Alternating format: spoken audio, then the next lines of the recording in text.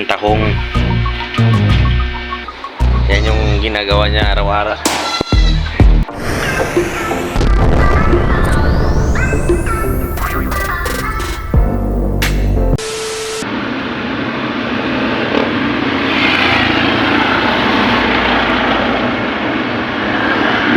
Yan, magandang umaga po sa inyo lahat mga kagwang, at welcome na naman pong muli sa aking YouTube channel.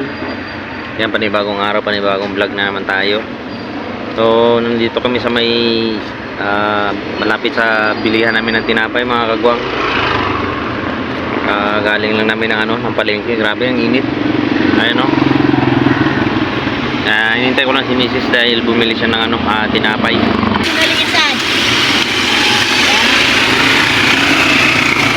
Yan na si Mrs. mga kagwang. Grabe, napakainit.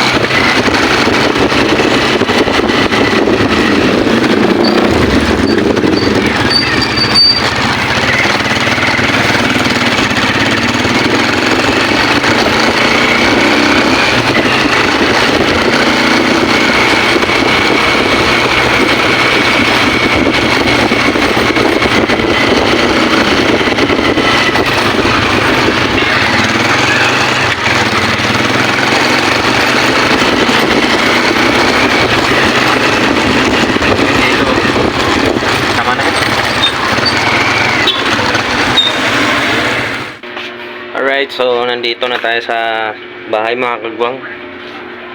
Grabe, napakainit sa labas. Dapat hindi muna ako ngayon mga kagwang, hindi muna ako mag-drive ng tricycle papunta sa palengke dahil kahapon alas 12 na kami umalis dito. Alas 12 o alauna. Napakainit. So kagabi medyo sumakit yung ulo ko, tapos parang nahihilo ako, kaya sabi ko hindi muna ako sasama ngayon sa palengke. Kaya lang naawa naman ako kay Mrs. At nakakaya naman doon sa kuya niya, kaya pinilit ko na lang kanina. Buti na lang ngayon medyo nag-okay na, medyo nawala na yung sakit ng ulo. So tinamaan ako kahapon mga kagwang. Grabe, napakainit. Alas 12 kami umalis dito dahil hinatid namin yung ate niya doon sa bayan dahil nagpapa-check up. Kaya nung pag-uwi namin, napakainit. Tapos kagabi, grabe, parang nahihilo talaga ako kagabi mga kagwang. Kapag gising ko kaninang umaga, grabe sakit ng ulo ko.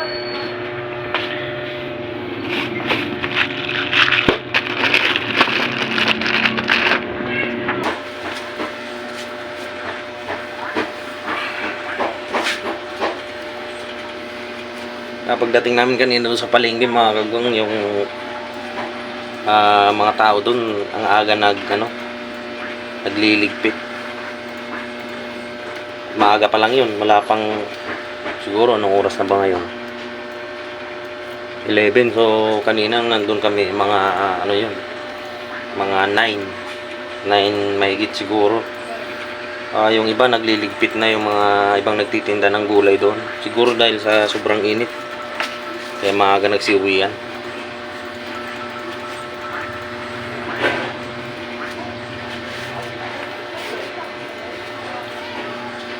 Hindi ko na rin na-videoan kanina doon sa palengke mga kagwang.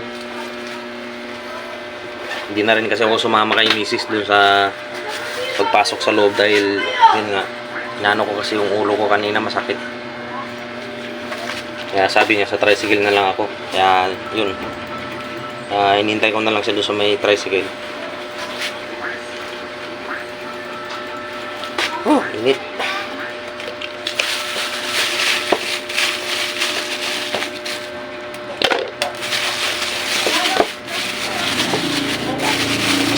babad sa tubig na may hilo.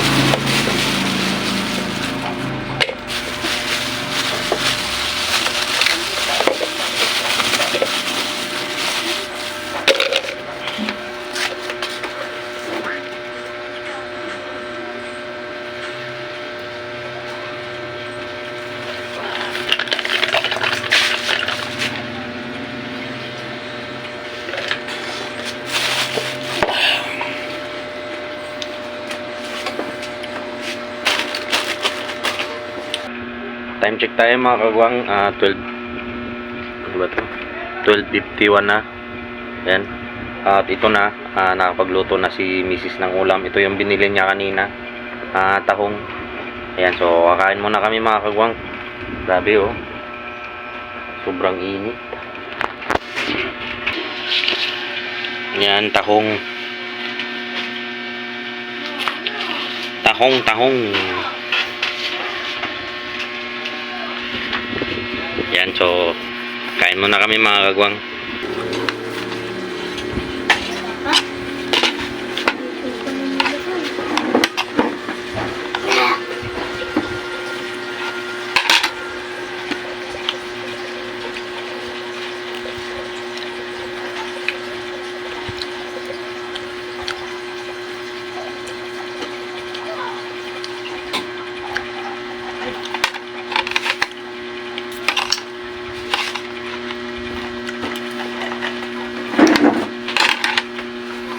Patis gusto mo?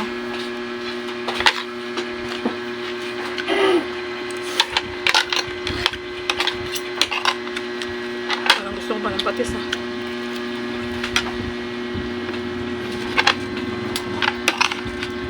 Grabe, sobrang kulong-kulong. A few moments later. Ayan guys, nandito kami sa likod. Ayan, si Mrs. muna yung nagdidilig. Yan yung ginagawa niya araw-araw. Alas 3 na pero grabe yung init. Okay na? Wala na.